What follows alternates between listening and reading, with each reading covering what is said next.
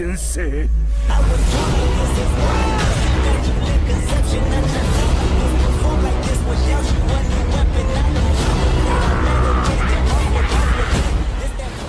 What if Naruto was the supernova in the Underworld movie? Naruto the Supernova by Crowfeast. Naruto Phoenix. In the city of Kuo, inside the Kuo Academy, there is tension in the air.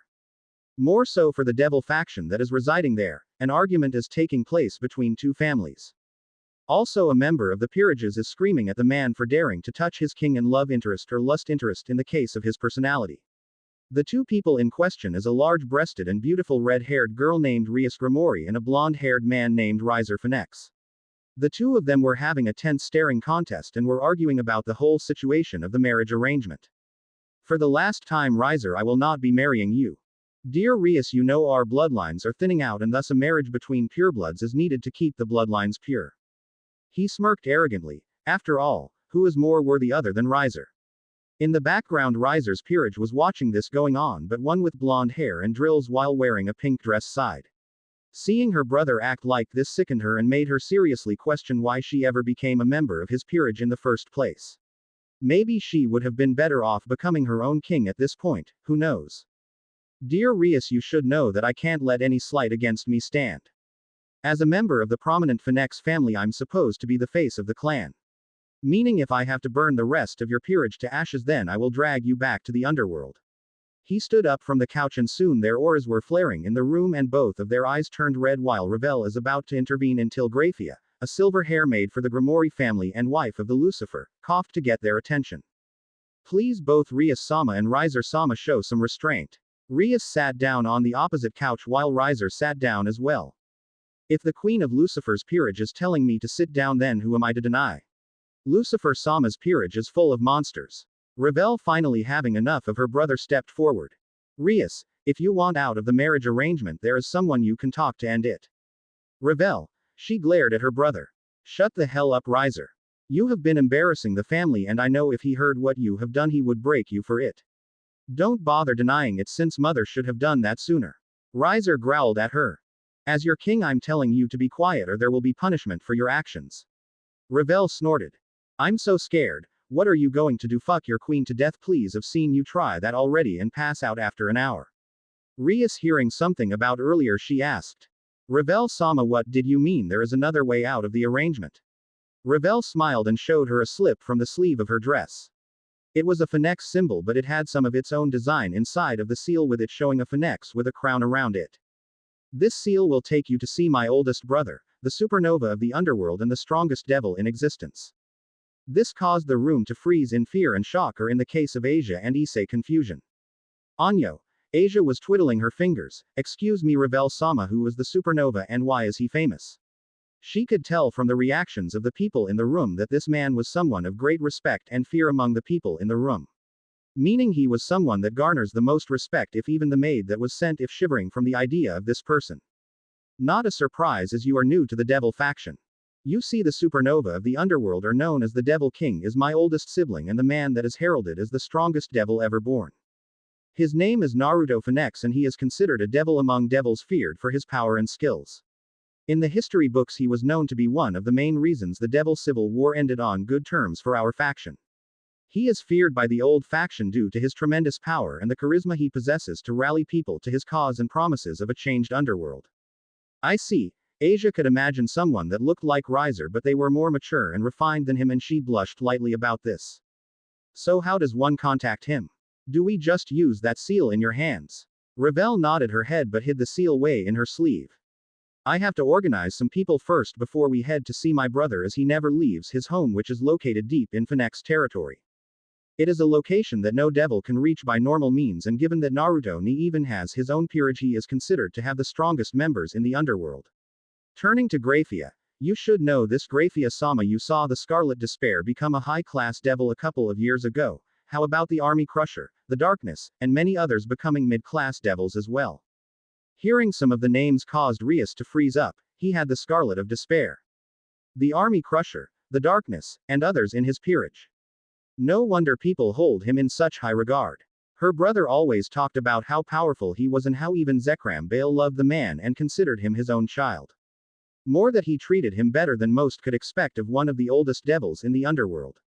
At this same time, she heard rumors among the Maos, or at least the ones she saw on a regular basis. The supernova used to be close to her family and many others in the ruling families, but something happened in the past to lead to him becoming distant to everyone in question. More specifically, her and her brother and sister-in-law for some reason. So when can we go see him? Riser growled. We are not discussing this anymore. We are ending this farce of a standoff and getting married now.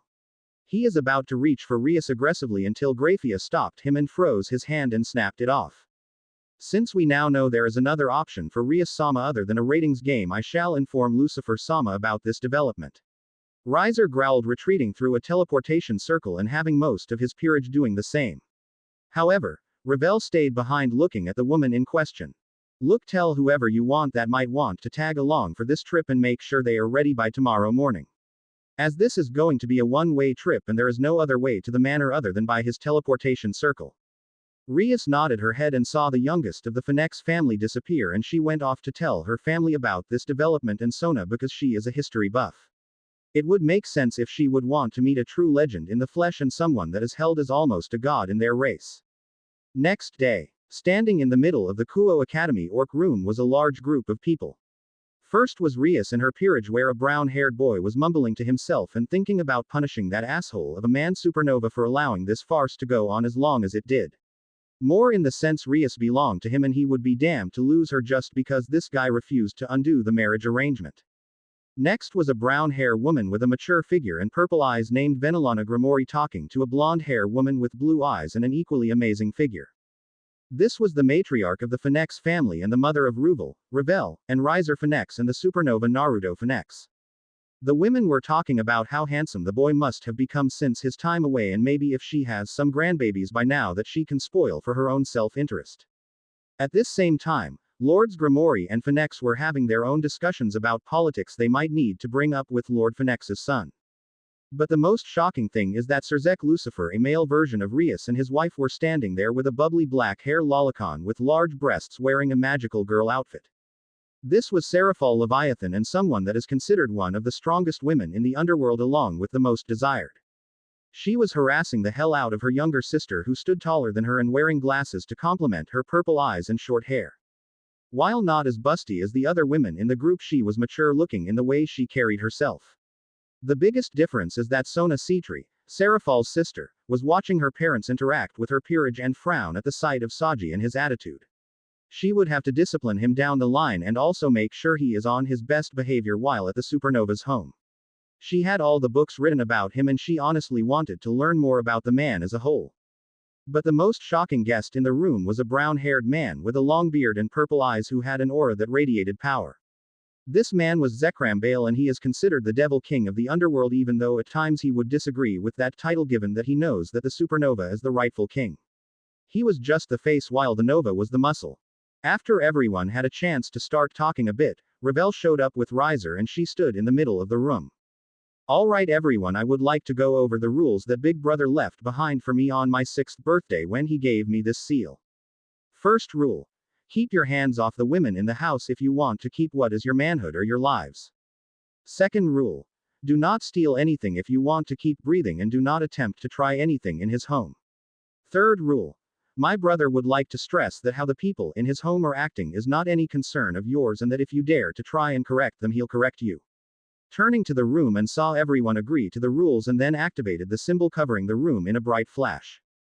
Upon opening their eyes they saw they were in some lush forest land, but standing before them is the largest house that most of the younger people have ever seen. It was a huge mansion that stood at the front with a large garden in the front yard, warming the heart of Lady Phoenix, as her oldest had a habit of wanting more flora and nature around his home, and that is one of the reasons he moved up here. Zekrom smiles knowing he comes here to relax in this wonderful garden and talk to Naruto with a game of chess. Entering the grounds, the group looked around at statues that covered the grounds of different figures that some of the nobles recognized as members of the Phoenix family of the past. One thing that stood out was the statue of the Lord and Lady and the inscription that was written at the bottom of the statue. Current heads of the Phoenix family. A loving and passionate mother, the one who gives it all for her children and tries her damnedest to instill the Phoenix pride. A father who, being the face of the family, knows he is just the image while the matriarch is the true power of the family. Reading the inscription, Lord Grimoire laughed at this. Seems your son has you pegged. Zekram snorted. Like you and I can say we are any different at this point. The only man in the underworld that does not cower to the women around him is the supernova. Ah, that would be a great devil king compared to others. Who are you all? The group took their attention off the front of the Guardian to see a 10-year-old child standing in front of them. He had blonde hair that was laid down over his head, dark red eyes with slits, wearing a black formal suit with a white shirt and black tie. He had black slacks and black fancy shoes, but the thing that stood out is that he had an aura about himself. Something that made them ask. Who are you, child? He growled at the Phoenix matriarch. I asked you first, now answer or else, Issei snorted. Or else what, brat? Said Brat growled at him, and within seconds golden ripples formed behind him. Out of those ripples came different weapons of varying looks and sizes, causing the group to gulp. This fool, you will fall to the power of the gates of Babylon. Consider it an honor, fool, as few have lived to see the power of the King of Heroes and the son of the supernova. Lady Phoenix froze. Wait, you said son of the supernova, does that mean you're? He looked at the woman closely but then realized he had seen her face on the statue they are looking at. So withdrawing his gait he bowed his head. Yes, my name is Gil, I'm the oldest child of the supernova and one of his wives. I'm also a descendant of the Gilgamesh bloodline and considered his second coming by my mother. Indeed, son, but I wish you would not be so rude to our guests. Out of the house came a woman, and most of the men blushed or drooled at her figure. She had a white bikini top that covered her breasts, but she had armor on her left arm. The red marking tattoos on her body drew attention from the group, signaling that she was another descendant of the great hero Gilgamesh, as all descendants that unlock the bloodline have these marks on their body. Next, she had on a red cape coming down from the waist and touching the ground, or at least close to touching the ground. On her legs she is wearing a matching pair of gold armor that covered everything and had a front plate hanging down. The oddest piece is the horn that is coming out of her forehead to complement her blonde hair that is done in 2 pigtails. Her blue eyes were looking at all of them with boredom and mirth. Sorry, mother. He bowed to his mother and turned back and huffed at his guests. I guess I can allow you mongrels to worship the bloodline of the oldest hero and be grateful we allow you stand in our. He was scooped up and soon found himself smothered in the breasts of Lady Phoenix. Kawaii, I'm finally a grandmother. Look how adorable you are. I'm going to spoil you rotten, I swear I will. She started looking over the child and had no doubts that this was Naruto's child, given he had a similar facial structure as him. The woman giggled, giving her son a look that he froze at and just stayed in the embrace of the woman. Greetings everyone. The woman bowed, causing her breasts to jiggle from the gravity of the drop. The men purred, but the women quickly smacked them for this. I'm Angelica Ainsworth, descendant of Gilgamesh and my husband's third wife. The group is shocked, but Issei expressed the shock. Third wife? You mean this guy has more than wife here? She giggled. Indeed, my husband has 5 wives, many girlfriends, and also, she turned her head and saw a blonde-haired child younger than her son kick the door open. She had on a blue dress with armor covering parts of it. Her hair had a bun done up and holding some of the long hair from falling behind her. Gilni, you were supposed to help me train today. Where are you? She looked up and saw all the people surrounding their home and feared the worst. She was about to summon her weapon, but Lady Citri looked at the child and asked, is this another child of his? Another voice answered, yes, but this child is mine. Out of the house came a woman wearing some kind of white bunny ears, long blonde hair with it done in a ponytail, and wearing a very tight-fitting top. It left a lot of cleavage to be seen, a white dress around her body with a blue fountain of energy to cover the front of the dress while having on some kind of blue bottoms and white leg-length boots. Her eyes were locked on the guest while standing behind her daughter. Greetings, my name is Amber Pendragon and this is my daughter Artoria Pendragon and the rightful heir to the Excalibur's sword and Caliburn. This caused Kiba to freeze up at the mention of the sword, but he repressed this feeling instantly. Knowing as a child she had nothing to do with them, and if she is claiming the title that means she is going to take the swords away, which he could be happier if she does not abuse the power of the blades. Lady Grimoire walked up to the child and picked her up, making her look at her confusion for a minute.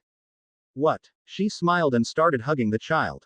You are so adorable. I have not seen someone as cute as you since my own grandchild was born. Please call me Venelana Obasan. The girl looked at her mother and she shrugged her shoulders, but finally Angelica asked, now can we know why there are so many guests to our home? Lord Phoenix stepped forward. There is something we wish to speak about with my son and hoped he would be here. The 2 women frowned at this. Sorry, but Naruto is not here right now, he is off doing some personal training. In his own words, training never stops, just the will some people have to train. He will be gone for 3 days at the least. The group frowned at this, but Zekram asked. Well, until he returns, do you mind if we stay here? I promise everyone will behave. The women smiled. I don't see why not. Given that we are family, it'd be wrong to kick all of you out.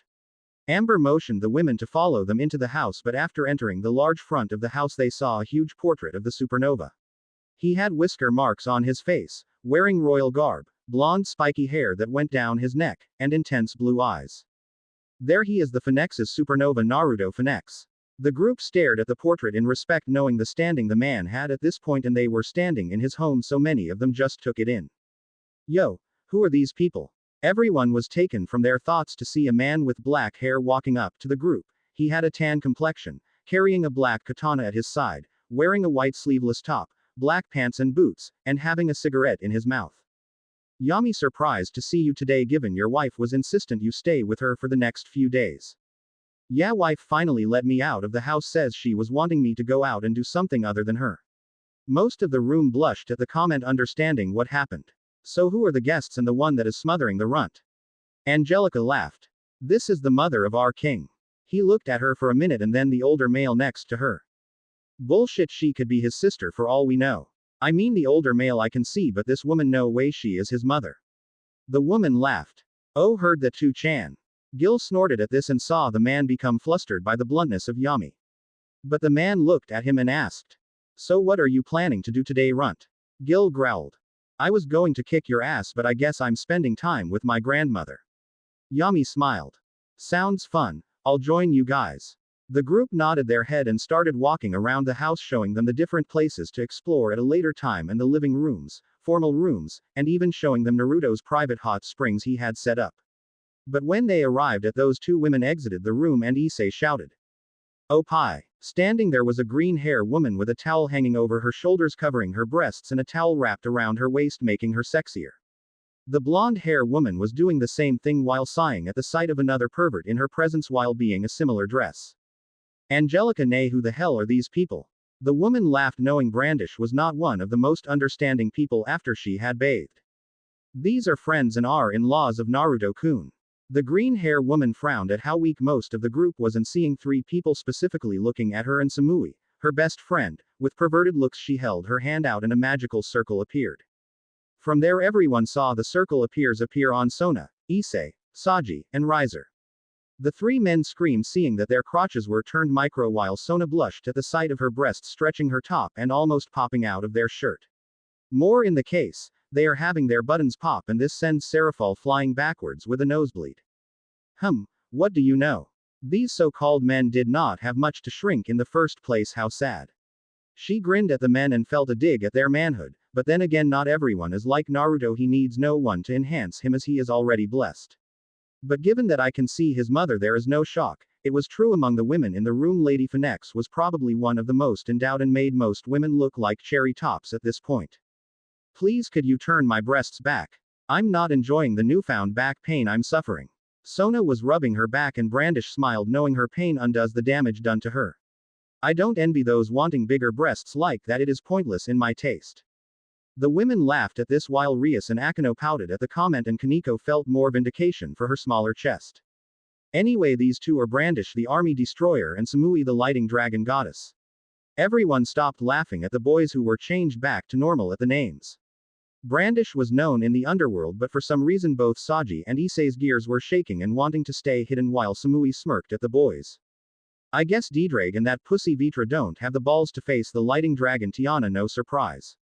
She walked away from the group. I'm going to get dressed now. Same, it is tiring to deal with perverts. Brandish walked off and Angelica and Amber laughed while Gil commented, dangling from his grandmother's arms. To think this is the most modesty they have shown as something to behold. Yami laughed. Yeah, there was that one time all the women walked around naked for your old man. I swear I thought the boss was going to end up having children with all the women here.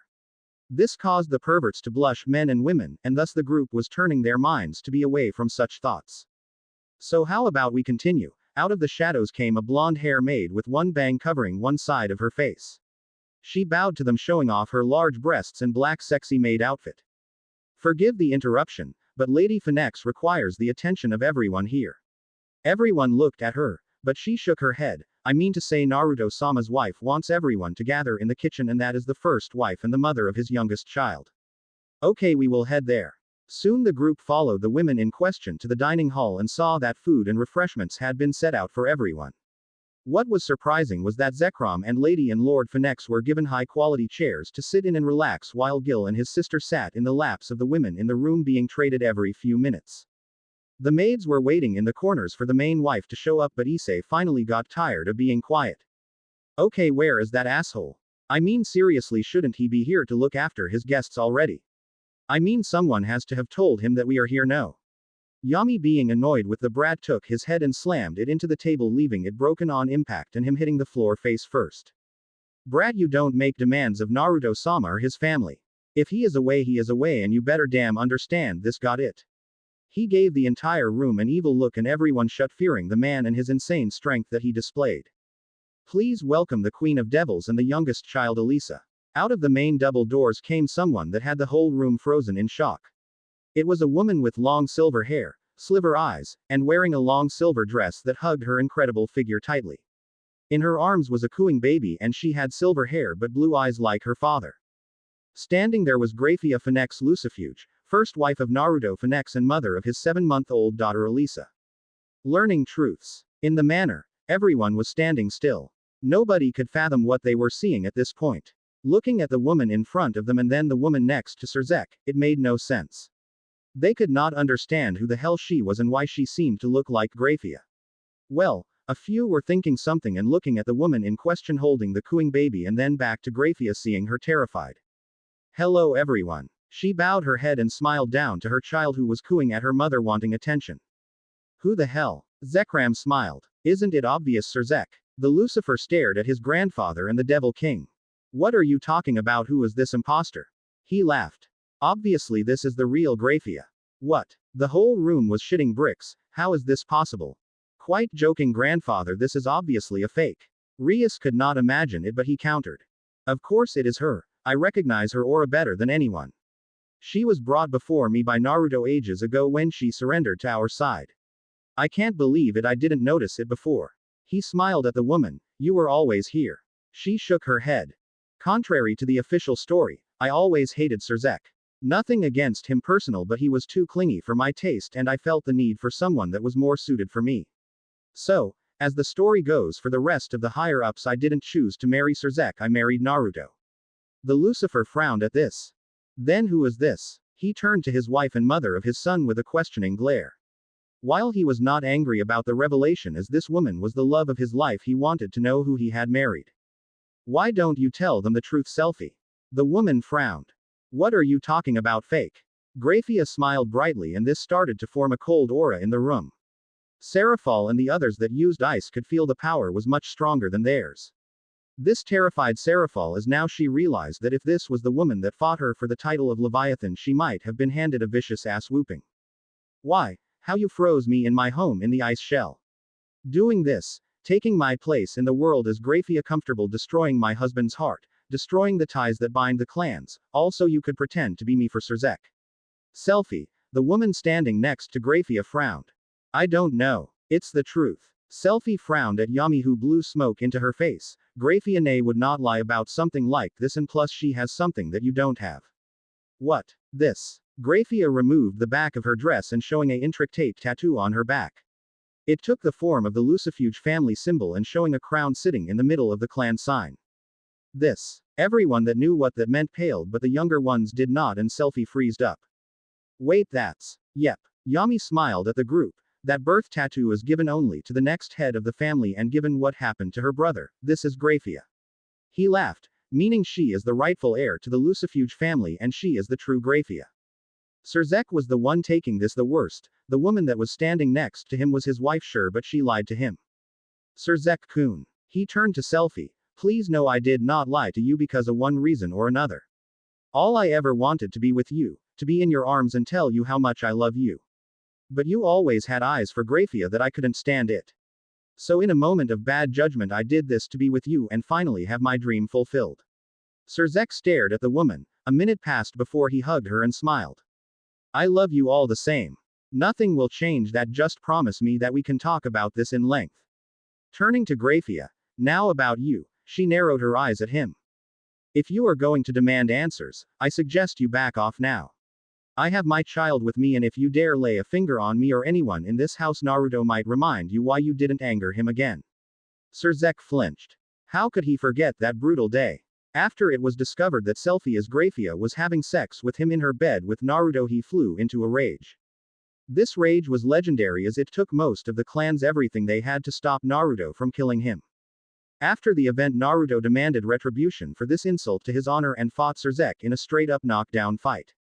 While he was powerful, Naruto was always on another level to begin with. But it was worse now, given that he was fueled by absolute rage and hatred, and this led to the worst day of his life. More in the case, after clashing with Naruto, he had massive burn scars all over his body and even lost a few years on his life. Naruto told him if he wanted to, he would have killed him for this and to keep her while he left, and thus destroying the fragile friendship that he had with him and the others. Naruto disappearing to the mountain was something only the Phoenix clan knew about and refused to tell him or the other Maos about, out of spite for what happened and just turning a blind eye to the fact they spat on him. The tense moment was interrupted by Ravel, who walked up to Graphia and peered at the baby. Graphia-sama, is this my niece? She smiled. Yes, would you like to hold her? She nodded to this and quickly held the baby close to her and smiled down at her little niece. The baby in question stared at her for a second and then grabbed some of her hair that was in her face and pulled on it. She grunted. Whoa, pretty strong baby there. She smiled. Yes, given who her father was, I figured that would be the case. Turning to the rest of the room, please have a seat, we are serving dinner and then discussing what tomorrow's schedule will be.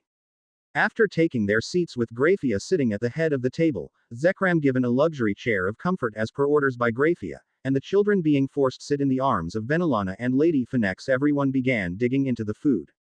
Now then, Graphia looked at the group with a dark look. Tomorrow I'm going to let all of you go into the nearby village that we have set up on this mountain. Please note that the leader there is aware of the people here and has made it clear that they treat you with courtesy, but dare to do anything uncouth to them and I will make sure Naruto knows after I tear you to shreds myself. Yami blew smoke while sitting against the wall. Plus my wife is the leader of the village, so do something like that and I will kill you myself. The group gulped at the large man, who gave them a very dark grin. Also, I have sent a message to Naruto alerting him to your presence and should hear back from him tomorrow hopefully, but given his training I'm not sure. Lord Phoenix asked. Is there a reason my son is training at this time? I'm afraid so. You see, a while back Naruto encountered a powerful deity that was demanding he come with them. He refused and to protect us he went all out with the creature in question, fighting with it toe to toe. However, due to the energy of the creature in question he suffered from a poisoning that messed up his control of his power. So at this point, he is having to retrain himself to use his full power again. This worried everyone that knew Naruto, as this was a rare thing, someone powerful enough to give him this much trouble. Who could it be? Anyway, turning to Graphia, she smiled at them slightly. Please enjoy your meal and we shall continue the tour of the mountain sometime tomorrow. Also, she gave them a cold glare. Do not wander around the house without permission or try to enter places that are restricted by the maids, or I promise your death will not be swift. The group gulped at this comment and after eating their meals went to their own individual rooms and waiting to see what tomorrow will bring for them. Time skip. After the group had a chance to get their bearings and head out of the house, they soon were taking to a nearby town. Arriving at the town, they were surprised that the whole place could almost equal the size and population of the town of Kuo itself. But upon entering the town, Surzek and the other Maos with him and the elder devils were shocked. Everyone in the town had Neko features, either by having a tail or ears, gold cat-like eyes, or even having two tails, signaling they were Nekocious. What the hell? Surzek turned to Graphia, who was holding her daughter in her arms. Explain this now. The woman glared at the former friend of her husband. What was that? He glared back. How come Naruto is harboring the Neko race? Did you not hear about what happened? Graphia glared harder and her aura was becoming more and more intense. Don't take that attitude with me, asshole. Given what you have done, I don't think you really have some high moral ground to stand on. He flinched but did not back down until Seraphal finally seeing how things were going to go got between them. Okay, everyone calm down. Turning to her friend, she glared. Surzek, we are here as guests and as guests we are not allowed to say or do things that will get us kicked out of here. He grunted but relented while Seraphal turned to Graphia, seeing her still glaring at them, but also her daughter also seemed to be glaring at them. Graphia, please understand where we are coming from in this situation. We are confused with the presence of the Nako race here in the mountain without knowing about it. She raised an eyebrow at them and turned her head. You never told them, I'm guessing. Everyone turned to Lord Bale and he smirked. Nope. Graphia sighed. That would have been nice to know before bringing them here to the home of a race that is said to be almost extinct. Wait, hold on, time out. Everyone turned to Issei. What the hell do you mean these sexy cat women are extinct? I mean they are all gathered up here in the mountains and living here and stuff. True. Seraphal sighed. Years ago a Nekosho named Kuroka killed her king and became a SS-class criminal. The death was caused by the use of senjutsu and the aftermath was devils calling for blood.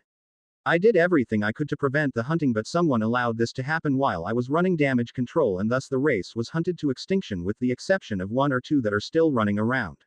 She turned her head. Well, we thought at least. As you can guess, the faction that the Nekosho race was not too happy about all of this that happened at this time. True, but what you all failed to notice or failed to look into is that the asshole that was Kuroka's king was planning on using her sister for experiments. Basically, he was planning on torturing and breeding a child in order to learn the secrets of senjutsu and then use it on himself to gain the powers to manipulate nature itself. She glared at the group. Of course, Naruto got word of this after the poor girl ran into him while he was wandering on one of his rare days off the mountain, and he quickly sprang into action. He saved all the Nekoshus that were still alive, bringing them to the mountain, explaining why Kuroka did what she did, and finally negotiating with Yusaka to keep the devils from going to war with multiple races due to this. Hearing this, Surzek narrowed his eyes. She's here, isn't she? Graphia frowned. What if she is? Before Surzek could say anything, Zekram finally coughed. Word of advice, Surzek, stop while you're ahead. Otherwise you might get all of us killed. He pointed to the pissed off ice woman and at the same time some of the nearby Nekos looking at the group with hatred and loathing. But the scariest expression was Yami, who staring down at the group showed the darkness forming out of his arms, scaring the shit out of him. Try it. I fucking dare you, asshole. You go after that poor girl after everything that has happened and I will fucking end you here on the mountain now. Yami. Everyone was released from the tense situation when they saw a beautiful woman walking to them. She had gold eyes, black cat ears, and wearing a tight-looking black dress and having a killer figure compared to most women. Next to her was twin of sorts, but she had dark purple eyes with slits and had a slightly bigger bust and ass compared to her counterpart. They would hesitate to say the first Nako woman calling for Yami was about a D cup while the other is about an E cup. Yori, what are you doing here? She smiled. I heard from some of my kin that we had visitors to our small town, so I thought I stop by and see who it is. She frowned. Surprising that we have so many and at the same time some unwelcomed guests, but she bowed to them. Let it never be said I'm not someone that is willing to extend an olive branch. Welcome to our humble home. Please enjoy your visit and please note that anything done against the women here and you'll answer to me. She showed off her 2 tails behind her and smiled darkly at the group with senjutsu permeating from the air. The group nodded their head before she walked up to Zekram Bale and handed him a key and a seal. Naruto-sama asked me to give this to you when you came to visit. This is a rune tag only key to you that'll take you to your own private villa here on the mountain, and he has it decorated just for you. Also, the key is for your house to use as you please. The man smiled. I will thank Naruto when I see him. She smiled but saw the other woman was sniffing the air. Is there something wrong, Carrie? She frowned. Walking up to Kiba, she sniffed him for a bit. You're pretty stressed, child. She smiled and licked his cheek, making him blush, and Tsubaki glare at the woman. Tell me, are you holding onto some kind of dark secrets? The teen frowned. I am, and I don't want to tell you about them. She smiled and grabbed the boy by his shirt and started walking away with him with a sway to her hips. Well, how about we talk after we free up some of that stress you are carrying around? Kiba gulped, turning to the woman named Yori. Can you have fun, my child, and try to be careful with him, Carrie. I think he is a virgin. The group was shocked, jaws hitting the ground with how blatant it was. She was about to drag him off and bang him. But what was funnier is that Riser was glaring at the low-class devil getting to bang a sexy kitten woman like that while the women in this town were not going to give him the time of day. Issei was pissed that Kiba was going to lose his virginity before him, and he was angry knowing that he was right. Pretty boys get all the shit while people like him get nothing. Tsubaki, already crushing on Kiba, was furious this cat woman was taking her love interest. So without waiting for her king, she took off after them and was shouting at her to unhand Kiba. The group was shocked how out of character she was acting in this case and how she was crushing on Kiba, making Issei even more jealous. I swear she has the worst libido that I ever seen of Neko's. Yori smacked her husband's chest lightly. I didn't hear you complaining for the last few days. He smiled. Yeah, yours is a healthy sex life with me, not like her. He kissed his wife and soon Yori purred. You're damn right. She smiled at the group. Now then, I will start a tour of our village, and please note, yes, the Nikos are aware who you all are and they are going to be on their best behavior, but if I find one of you does something, I will punish you before Naruto-sama does so. Soon the group continued into the town, and seeing the place was a thriving home was amazing to all of them. Especially considering while they were tense, the group made it clear that the women were not happy to see them. After the massacre, Naruto-sama helped build our new home here on the mountain. He took us in and protected us from other races that found out we were up here and tried to come and finish the job they started. However, with him and his peerage, we never had to fear those that dared to enter this mountain. Especially since it prevents those unworthy of coming to the mountain from coming here as well. Yori frowned. I'm sorry, but what I'm talking about, I can only tell you that Naruto-sama is the one that has to tell you. The rest of us were sworn to silence due to some incidents in the past. Interesting. Zekram saw a black-haired woman in the distance, and she was holding 2 children in her arms while another was wrapped around her waist. As that, the group turned and were shocked to see who it was, and the woman in question was frozen in fear and shock. Kuroka. Sir Zek was about to power up but soon found a sword at his neck. Move and I promise on the name of my master I will fucking remove your head right here and now. But you know who she is. True, but at the same time you refuse to hear or listen to her side of things, making me wonder why you were picked to become the Devil King. The man growled. It does not matter, she is to be held accountable for murdering a pure blood devil. Zekram, seeing how tense things are, shouted. Sir Zek, hold your tongue. The entire area saw the man glaring at the group. We were warned to not try anything, and that means trying to arrest an innocent woman with her children. The fact you have the audacity to ignore me makes me wonder if you can truly be trusted. He then turned to the Neko in question, who was holding her children close in fear. Without warning and to the shock of everyone present, he bowed to the woman. He had his head in the dirt and was dirtying his nice pants by being on his knees. Zekram-sama. The man growled. Shut up. The group clammed up and he deeply inhaled before saying, Kuroka, on behalf of the Bale family and the Devil race, I would like to apologize for what has happened to you. It was not fair in the least, and you should have never been subjected to it. Rest assured your name will be cleared and the truth of what the Devil family did to you and your sister will be made public for all to hear. Kuroka was shocked by this but saw one of her children getting out of her arms and crawling to the man. She looked at him and tilted her head with her ears twitching and tail wagging behind her. Nya. She pat the man's head and he smiled. Thank you, little one. He picked up the child and carefully held her in his arms. I must say you have adorable children, Kuroka, who is the lucky father. The woman, still tense, smiled. Naruto-sama Nya. The entire group was shocked, but Lady Phoenix and Ravel quickly approached her and asked to see their grandchildren, niece, nephew, closer. She agreed but kept them close in fear of them getting hurt for being half-breeds. The oldest one is Fujima, pointing to her daughter in her arms.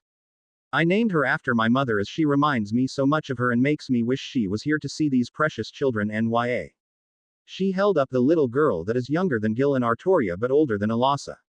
She had dark gray hair with blue eyes with slits in them and whisker marks on her face similar to Naruto. Her ears and tail were gray in color, giving her more of a distinct look compared to her siblings. The boy in my arms is Minato. The group looked at the boy baby, who was slightly younger looking than his sister, but he had blonde hair and hazel eyes with no whiskers on his face. His tail and ears were blonde with white outline in and around. He had a smile on his face, and Ravel quickly picked him up and cuddled with the adorable child. Lady Phoenix took the oldest and was just holding her close to her bosom, which led to the baby trying to drink from her breasts. She laughed at this and the group turned away from the moment, other than Lord Phoenix, who laughed with his wife and played with the children as well. Kuroka smiled and pointed at the one in Zekram's arms, who was pulling on his hair and causing the man to grunt. That is Kurome. She is the youngest of her siblings. The child in question looked at people staring at her with a blank expression, but they noticed that she was the closest in looks to her mother and father. Dark blonde hair that was darker near the roots, a blue left eye and a hazel right eye, and no whiskers on her face. Her cat tail and ears were similar to hair in color and made her more adorable. Especially when her cheeks puffed up in annoyance at the strange people staring at her. Kaneko passed out. Kuroka, children, she thought as she blacked out. Kaneko. Rias said as she tried to wake her rook up. Mama, Fujima muttered as she pulled on Kuroka's outfit, pointing at Kaneko. Aunt Sharon, NYA. Kuroka felt her heart tighten at this as she looked at Kaneko's prone form. No, she isn't your Aunt Sharon, NYA, Kuroka said disheartened. Before the group could continue with the display of affection, they hear a scream sending Yuri into a mad dash. Kuroka right on her heels and the group quickly followed, careful with the children in tow. Gil helping his sister, moving quickly to keep up with the adults, while Alasa was just sitting in her mother's arms, now asleep.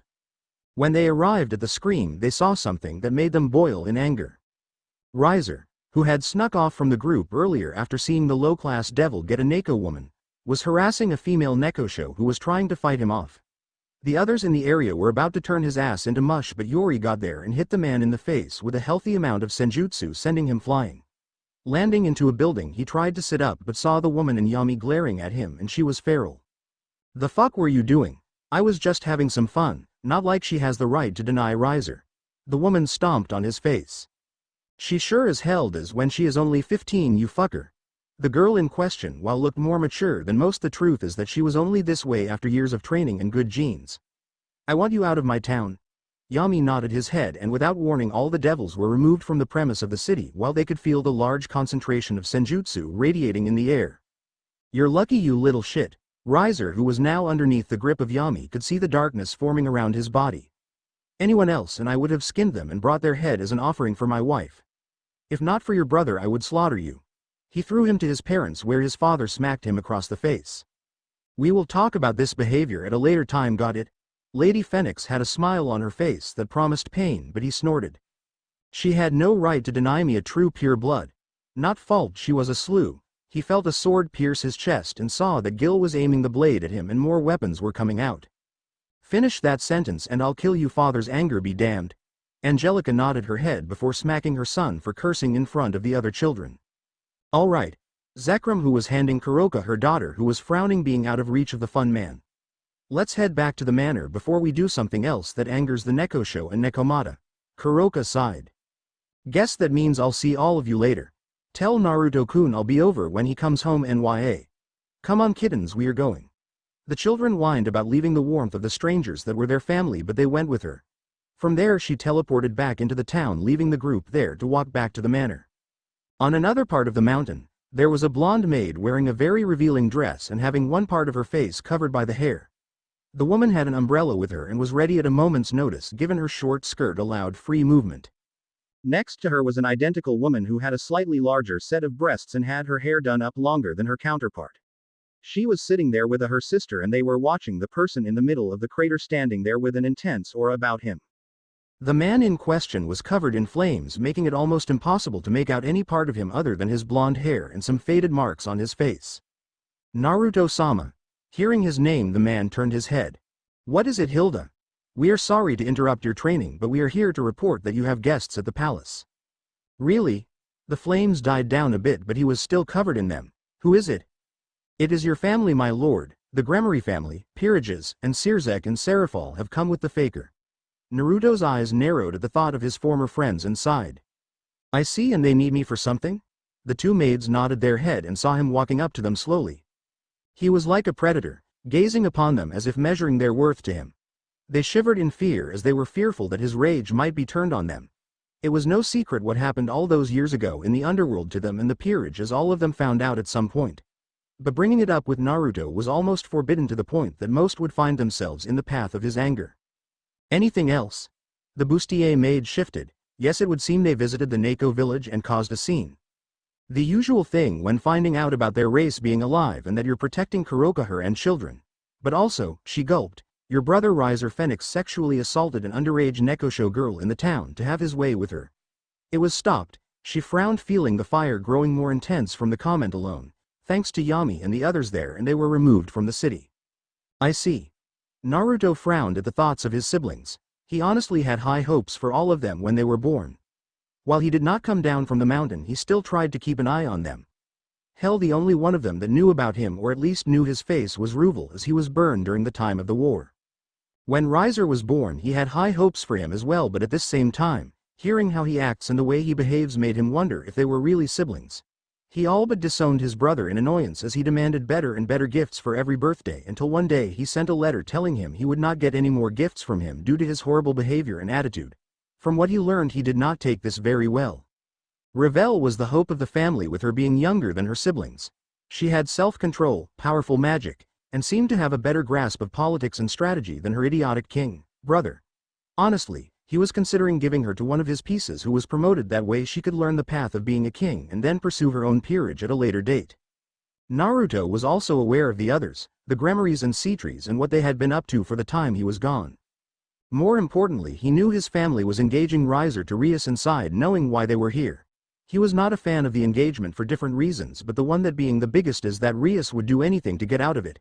He knew about his brother's reputation, and thus he was sure the man was finally going to push her to doing something drastic. If that happened, then his family would be humiliated from this, and he would not allow that to happen again. Never again. The fire exploded from his body and soon turned pure white with tints of black inside of it. His figure was covered in the fire, but you could make out a dark silhouette standing there with dark red eyes and a demonic physique. I won't allow it. I will not allow them to humiliate me again. Never. The pillar exploded, rocking the entire mountain, and this sent the group in the distance shivering as they felt the power, making them wonder what it could have possibly been, until Graphia smiled. Seems Naruto-sama found out and is heading home now. With the group, everyone had returned to the mansion and were now relaxing. Thanks to Sirzek and Riser, things were tense already, with Rias fearing that her brother and Riser might have screwed things up with Naruto. More so to get out of this arranged marriage with his prick of a brother. She was hoping that things don't get worse than this. In the living room, everyone was situated in different places, with the matriarchs and Ravel over in the middle of the room playing with the children. Gil was watching his baby sister Elisa, who was crawling on the floor excited of the new experience. Artoria was spending time with her grandmother and aunt, explaining all the cool stuff her mother and father have shown her and what she can do, along with having her own holy sword to hold the placement of Excalibur. On the other side of the room was Lord Phoenix and Lord Gremory talking to Zekrom, hoping to excuse their sons for their actions earlier and hoping Naruto would be a better mood. When they felt the power he unleashed, they both knew that it was only going to get worse, as he was not someone to cross twice. Hell, Rivzium only did that once and swore to never do it again out of fear of pissing off Naruto again. The man was so terrified it was the real reason he never took part in the war, as while Naruto was only about 20 at the time, his power already was massive and he was feared by all. That and his charisma had already turned more than 80% of the Underworld's middle and low-class devils to his side. Riser, he and his peerage, were sitting in a corner being watched by the Graphia and Brandish. Riser had tried his luck with the latter and found out firsthand why it is bad to cross someone that could shrink anything that suits her means and squish them like a bug. After this, his father slapped him, and so did his mother, in shame with how he was behaving in his brother's home, and warned him there would be consequences when they returned home, and if he was lucky he might keep his peerage, if not then lose them forever. He was furious, of course, but challenging his stronger parents and the others in this house was not well advised. The door opened with a thud and everyone saw a disheveled and relaxed Kiba walking into the room. His clothes were roughed up and it would seem that his jacket was torn to shreds by claws and his pants were only recently fastened. Next to him, Tsubaki was also disheveled and with one top undone, along with her smoothing out her skirt. Kiba smiled. "Hello, sorry I was gone so long." Issei glared at him. "Bastard." He pointed his finger at him and was in his face. "You were gone for almost 3 hours. It's not fair. How can the sexy catwomen give you the chance of day but not me? You didn't even appreciate sex, let alone the sexy figure of a woman." He was clawing at the side of his head trying to wrap his mind around it, but Tsubaki glared at him.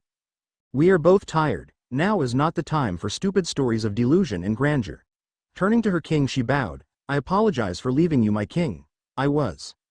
It's fine." Sona smiled, drinking some tea comfortably in her seat. "I know about your feelings for Kiba, so I expected that to happen when you saw him dragged off." Tsubaki blushed deeply and Kiba did as well. "So how was it?" Yami walked into the room having lit another cigarette and carrying a bottle of sake. Kiba blushed deeply and eyes got glossy while Tsubaki licked her lips in remembrance and rubbed her thighs together. "Fucker." Issei was crying blood now and he was slamming his head into the ground. "How can you have sex before me? It is not fair." Everyone rolled their eyes or just looked at Rias, who was blushing in embarrassment. She really need to think more carefully about the men she recruited from now on, as this was just getting weird. Seriously, she is wondering if he was the weirdest, and that is saying something given she has a now relaxed knight and a trap bishop. Well, kid, sounds like you had fun. Glad to hear. Yami smiled. Trust me when I tell you there are few things to enjoy in this life, so go experience them. He hands him a shot of sake, which he tries to push away. But the dark look in his eyes told him, drink it, you stupid little shit. Seeing this, he drank the sake in a single going and thus felt himself cough. Ha ha ha ha ha. Yeah, most rookies don't suck it down in one go. Next time try sipping it slowly instead. G cough, got it. By the way, you used protection, right? Kiba and Tsubaki froze in shock and fear, and he laughed even louder. Congrats, kid, you might have some kitties on the way, if not from your girlfriend but the sexy Catwoman. Kiba paled. It wasn't possible, right? Oh Kiba, it is possible if the writer makes it. With the group, everyone was just relaxing with drinks, but soon Grafia went ramrod straight. He's here. Everyone looked at her confusion. Naruto has returned home and he is waiting for us in the throne room. This shocked everyone present, and this made Lord Gremory ask. I thought he wouldn't be back sooner. She shook her head. It would seem the maids sent word of your arrival and he is intrigued yet annoyed about the recent news. If I was you guys I wouldn't keep him waiting, as he has a bit of temper when angry. Lord Gremory and Phoenix both paled. They would know, as Naruto really took after his mother in more than one way. For the most part, when furious, he and his mother were almost carbon copies of each other and showing their almost unlimited rage that can give them the strength to force entire armies into submission with nothing more than a small glare. Lord Phoenix learned this after forgetting his anniversary 1 year, thus being double-teamed by his son and wife, who earned brownie points for this with her. Lord Gremory, well, he pissed her off once mentioning her age, and this earned him a kick to the nuts by the wife and then a kick to the head by the son. Elisa, seeing and sensing her father energy, giggled, and without warning she was gone. What the hell? The entire room saw the infant just disappear as if nothing happened. Grafia only sighed. She does this whenever her father is home. We best head there now. Soon the entire room began their long trek into the throne room. Everyone wondered how Naruto looked like compared to the old painting that was hanging in the front of the house. I mean, he had to have changed a little bit, right? Opening the door, everyone looked into the throne room, seeing that it was massive compared to the rest of the rooms in the house. It consisted of 2 thrones, a long red rug, and multiple pillars for this massive empty room. Most saw it as a classic taste, but it was more for show, as Naruto rarely spent time in this boring place. At the large golden throne there was the symbol of a phoenix with a crown at the top. At the sides were 2 blonde maids the group recognized and Ravel definitely knew, as they were servants at their home from time to time that his brother sent to them. Especially on her birthday they showed up to drop off presents and interesting tomes of magic for her. Riser, on the other hand, pale, as they were 2 women that beat the shit out of him every time they visit when they caught him either being perverse or trying to cope a feel on accident. But what drew everyone's attention was the people sitting on the throne at this time. One being Elisa, who was giggling and pulling at the hair of the person she was sitting on. The person in question was a short child, with blonde spiky hair, dark blue eyes that shone with power and charisma. The child in question was barely taller than Gil at this time, and considerably the room could feel the suppressed aura around him. The most distinct feature was the whiskers on his face, and this showed he is who they thought he was. Naruto Phoenix, the supernova, the strongest devil to exist, and the man they call the true Devil King. Son. Turning his head he smiled at his father. Greetings, family and peons. It has been ages since we had guests from the devil factions to join me in my home. Although you have been probably the rudest guests I've had in the last few years. Naruto. Naruto looked at Zekrom and saw the shock on his face. What? I don't understand. Naruto sighed, figuring this would be the reaction of the room. Contrary to the look, I'm still the same person that left all of you years ago. He smiled at the group and saw his mother rush up to him and pick him up. He sighed seeing this coming, and soon he and his daughter were being smothered in his mother's impressive bust.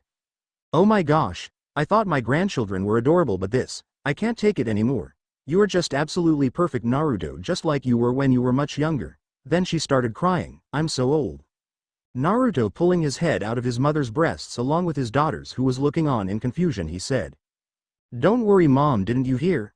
Women don't age, they stay perfect. We men age horribly though. Naruto turned his head and gave a subtle motion for his father, who coughed and hugged her waist. He's right, you are like fine wine. Naruto would have palmed, but this led to him watching his mother punching him into the wall. I know I'm like wine. Once opened I spoil, you don't have rub it in my face. She started crying more and more, finally leading to Naruto sighing and kissing his mother on the head. Oh, my baby always knew how to cheer me up. She hugged him tightly while sitting on the throne with him on her lap and his daughter on his own. It was a funny scene, but no one dared laugh in fear of angering Naruto. So Sirzek, he stared at the man that was his friend years ago. You dare to show your face to me after what you did and after what you attempted to do in town? The man frowned. Nar, the chibi child laughed. I don't know whether to applaud your bravery or condemn you for being this dumb. Naruto, I'm not. Don't try to bullshit me, Sirzek. You attempted to attack Kuroka. You wanted to condemn the Neko race for existing. For defending one of their own. So here is what I have to say to this. He glared, and soon the warm got warmer with flames flickering off his body, making his daughter laugh at the fire while his mother just stared at him blankly. You ever try to harm the mother to my children or her people, I will come back down and I will murder you. You made your choices in believing that liar next to you. The woman flinched at his gaze. This means that you also threw away our friendship for betraying me. Make no mistake, you cross me again and no one will save you this time. Naruto turned his head away from his former friend and back to the people before him. So there must be a reason you are all here, and I can guess why it is. He looked at Rias Gremory and measured her up. While on the outside he could see she was a very beautiful girl like her mother and that she was compassionate with her peerage, he did sigh. She was weak, weaker than she should be at her age. Hell, he remembered when he was about her age, he could already bring entire armies to their knees with his aura alone, but she would have to really fight with everything she had to end the armies that came her way. And that is if she can defeat them is the big question to raise in this case. Naruto noticed her peerage compared to others was weak as well. While powerful individually, he could tell they had not been trained to the ground, broken and then fixed up just to be broken again. He honestly was disappointed in this matter and wished for more out of them, given that she alone could one day challenge his peerage and entertain them, but sadly as of now they failed to even interest them. Hell, he would only need to send Yami, and he was probably one of his middle-tier members of his group that could easily crush everyone in their peerage without much trouble. Naruto-sama. Turning his attention back to her, he saw she was looking at him from a kneeling position. My lord, please, I request you hear me on a request I would like to push forward. As you probably haven't heard, I'm to wed my idiotic brother. No. Why yes, how did you know, Naruto-sama? Naruto laughed. Little one, there is very few things in this place that escape my sight, and honestly you marrying my brother is not one of them. I still get information about things outside my home all the time. Then you know. I also know that you had a fallen angel problem in Kuo recently, and you also tried giving your virginity to your pawn in the hopes that this would get you out of the contract. This shocked her. As far as she knew, only her brother and sister-in-law knew about that bit of information. Lord Gremory sighed and his wife shook her head. Rias was that desperate. They seriously doubted it would have helped, given that Riser wanted her and thus he would take her even if spoiled or pregnant at some point. Hell, he might have had her abort the baby just to spite her or do it himself. That terrified him, as he knew that was a very real possibility. Riser glared. You bit. Naruto threw a small fire-shaped needle at his brother, shutting him up when it cut his cheek. Stay silent, fool. Don't think I don't know about your behavior either. Especially when you attempted to force yourself on an underage and virgin Neko in the village earlier. Make no mistake, there is going to be hell to pay for that, and we'll get to that soon. Turning his head, he looked back at Rias. Now onto you, I know why you are here.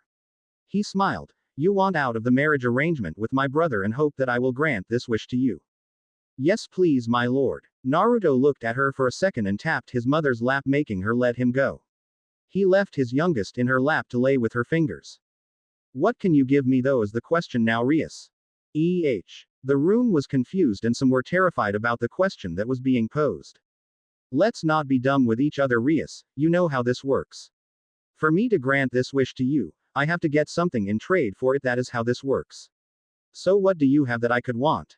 Rias was stumped. She didn't expect this from him. She was at her expecting a flat-out no or a flat-out yes.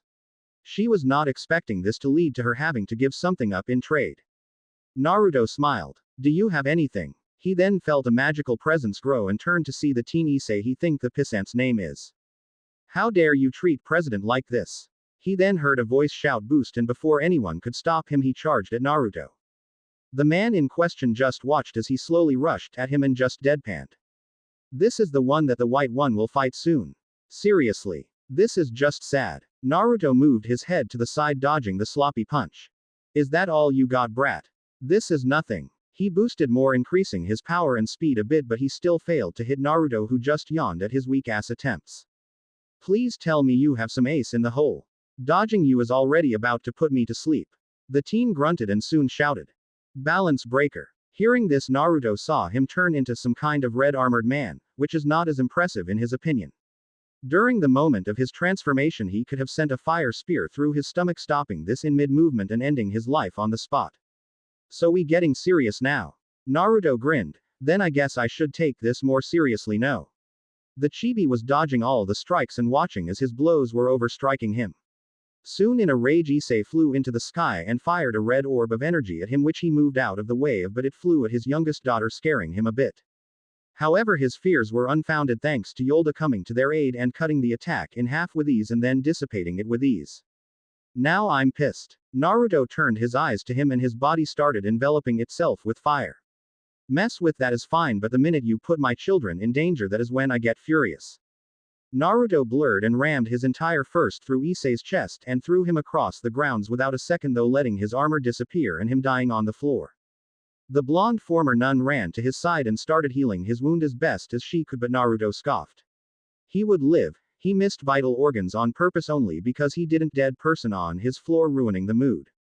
Now then. Turning his head, he looked at his youngest, who clapped at the show and smiled before turning back to Rias. Was that supposed to intimidate me or something? No. Naruto-sama, rest assured I would never have allowed that to happen or planned something stupid. My pawn thinks with his penis and his penis is not very bright. Regardless, I will deal with him later, but now that I see it, I have something I want from him. I want some scales from the Red Dragon Emperor. Son, turning to his father, why would you want the scales of the gear? Naruto smiled. There is a reason, and that is only for me to know. Give me the scales and I will allow the marriage to be annulled and let you be on your way. Wait just a fucking minute. Great, another idiot. Turning his head, he saw his brother staring and glaring at him. Yes, Riser, what is it? Can't you see I'm in the middle? Riser grabbed him by the front of his shirt. I'm tired of you acting like you are hot shit when in reality you're not. As far as I'm concerned, the minute you left our noble home, you were unworthy of the blood in your veins and all you have here. Naruto's eyes turned sharp, but Yami was already there and he cut the boy's arm off. Riser backed. You filthy commoner. Yeah, well, you've been asking for that for a bit. Riser finally roared, and after his arm came back, grew out his fire wings. I will not be talked down to by some filth and a traitor. Die. He summoned a fireball before flinging it at Naruto. Sadly, this attack was cut to pieces. Seeing this, Riser continued this, trying to hit the bulky man. Forgive me, Naruto-sama, but I think it is time someone showed him the difference in power. Naruto sighed. Yes, don't kill him, I will punish him after this, Yami. You got it, boss. Without warning, he leapt into the air and gathering his darkness magic into his hand, slammed it on top of the boy's head. This sent Riser falling to the ground with a thud. Riser fired another volley of fire spears at him, but he just cut them to pieces faster than he could fire them. At the same time, Yami landed on his stomach and punched him harder in the face than before. Riser blasted a hug concentration of magic into his face, but it did not work as Yami had already gathered a small black hole at his chest and soon sucked the flames into them. You really are his brother. What a joke. I mean, how weak can one person be at this point? Don't look down on me. Yami sighed, and without warning he slammed a higher concentration of magic into his face. This sent him deeper into the floor before knocking him out completely. That was easy. Yami blew smoke into his face. So boss, sorry about the floor. It's fine, Yami, I'll have it fixed later, just makes sure the idiot doesn't move. Turning his head back to Rias, present me the scales tomorrow and I will make sure the arrangement is annulled. Truth is that Naruto would have done it some other ways as well, but he has to do it this way to cover his own motives. He doesn't want the Grimoire clan close to his own ever again after what they did to him, and did nothing to fix the mistake. Well, not true. Lord and Lady Grimoire were furious, but they couldn't do much as the Underworld were cheering on the power couple and had to play in the realm of politics. He, however, didn't have to entertain this, as he would just kill the elders if they continued to think they were his equal in any way, shape, or form. Turning his view to Seraphal, he saw she was emotionless but knew that deep down she wanted to speak to him. So with a silent hand gesture he motioned that they would talk alone later.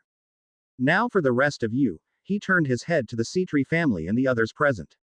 Note you are guests in my home, so you are more than welcome to stay the night before heading back, but make no mistake, cross me or my family and you will pay for it like my former brother is about to. Nodding his head to Yami. The bulking man woke up his brother. Riser Phoenix, for your crimes and atrocious behavior in the name of the Phoenix clan and daring to drag our family down with your horrible actions. I hereby strip you of your title, name, peerage, and blood. From this day forward you will now have your magic erased, your bloodline forgotten, and be casted into the realm of humans to live your life out there. You will no longer have the backing of our family or those around you, and your peerage will remain with our parents until they become high class themselves.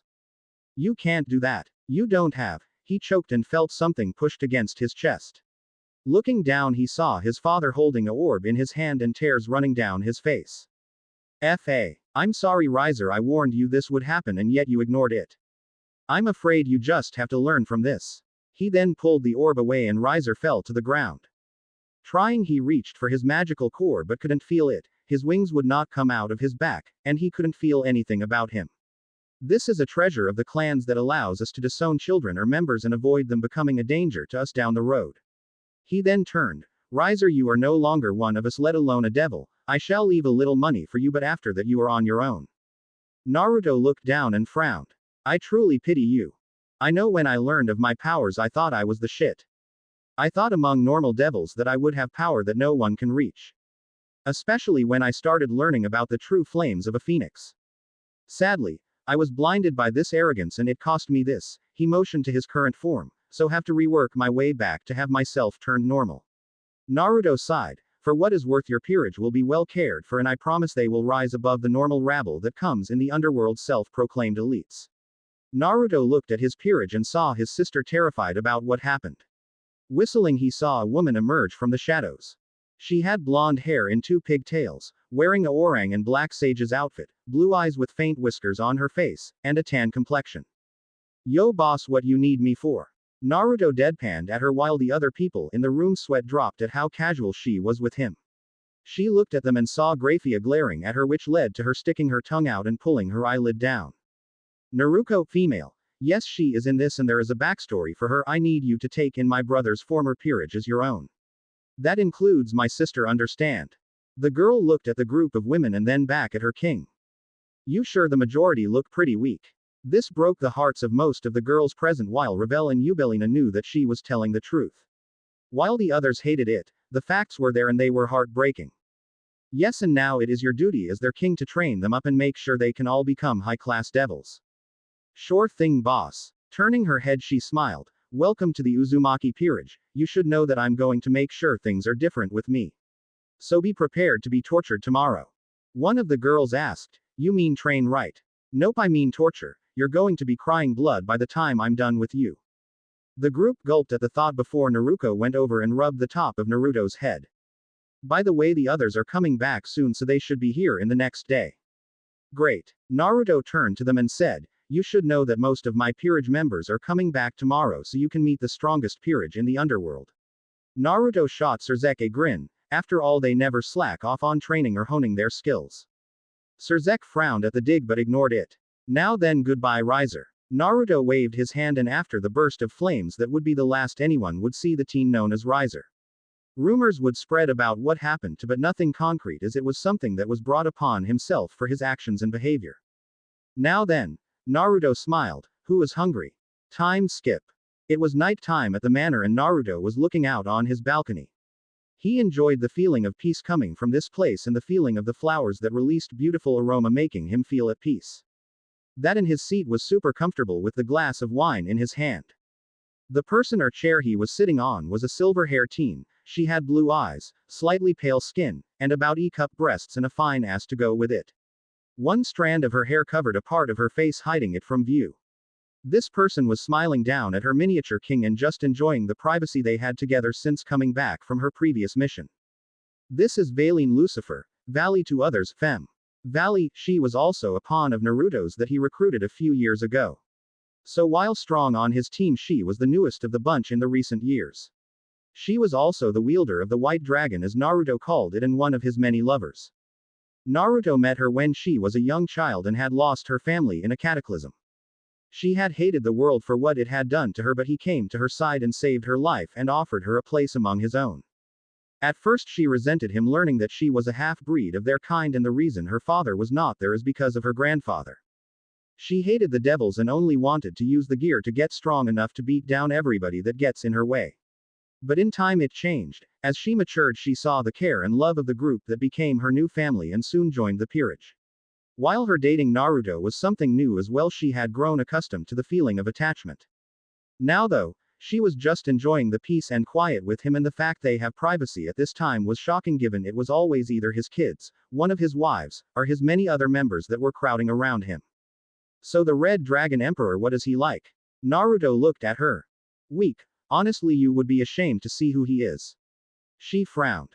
Surely he has some form of strength of his own. Naruto shook his head. Afraid not, he gave up his arm to the dragon in order to gain the power needed to reach his balance breaker. She snorted. Even she was not that dumb to do something so rash. How disappointing. I guess I'll have to settle with sparring with Samui ni. Naruto laughed a bit. Yes, it would seem that among the dragon gears you two are by far the strongest and most driven. Sadly Vitra, or at least a part of him, is nothing but another horny weak womanizer. He acts as if he is superior to the Red Emperor, but he is not. I would say on paper they are about the same level. How sad. She rubbed the top of his head. Well, I guess we best address the person in the shadows now. Indeed. Turning their heads, they saw Seraphal walk out of the shadows with tears running down her face. Naruto-kun. He smiled softly and stepped out of Valley's lap. It's been a long time, my magical girl. She smiled and hugged him, happy to finally hold the man that she loves with all her heart in her arms once more. The end.